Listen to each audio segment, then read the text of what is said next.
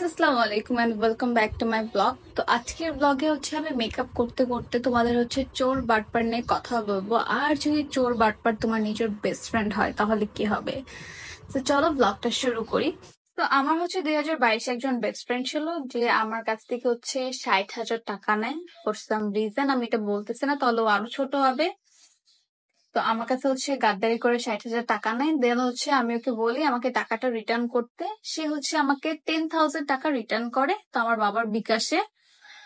এরপরে হচ্ছে আমি তাকে অনেকবার বলে আমাকে দেওয়ার জন্য টাকাটা, সে সেমিস্টারের কথা বলে এটা সেটা বলে আর টাকাটা দেয় না। দেন ওর বিয়ে হয়ে যায়। দেন আমি এরপর ওকে রেগুলার মেসেজ করতাম, ও আমার মেসেজে কোনো রিপ্লাই করতো না।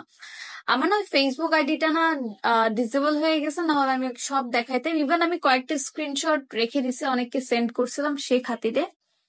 ইভেন ও মেসেঞ্জারে গেলেই সব চ্যাট গুলো দেখতে পারবে। তো সে হচ্ছে আমার টাকাটা আমাকে আর কোনোদিন রিটার্ন করে নাই। তো এই 2 বছর পর আমার মনে হলো যে না, আমার এই ব্যাপারটা নিয়ে কথা বলা উচিত, কারণ আমি ওর কাছে এখনো 50,000 টাকা পাই। ইভেন আরেকটা মজার ব্যাপার কি, ও আমার না এয়ারপোর্ট চুরি করছে। ও যে চুরি করছে সেটা আমি অনেক আগে থেকেই জানতাম, কারণ আমার এয়ারপোর্টে একটা দাগ ছিল। তো ও হচ্ছে স্টোরি লাগাইতো আমাকে হাইড করে। তো আমি তো অন্য ফ্রেন্ডকে বলে রাখছি আমার এয়ারপোর্ট নিচ্ছে, সে স্ক্রিনশট দিয়ে দিয়ে আমাকে দেখাইছে এই যে তোর এয়ারপোর্ট। দেখেও আমি কখনো হচ্ছে রিয়েক্ট করিনি।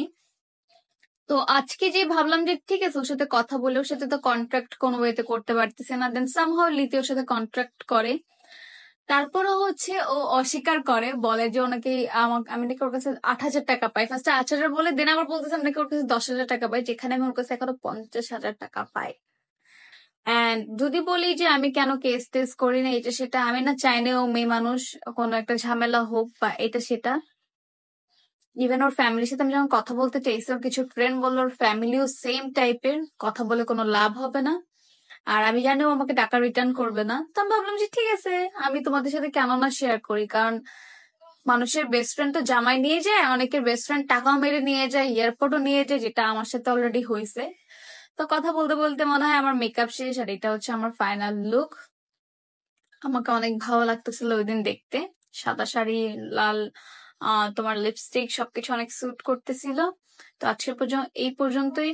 আল্লাহ হাফিজ, ভালো থাকো, সুস্থ থাকো, আর এইসব চোর বাটপার ফ্রেন্ডের থেকে দূরে থাকো।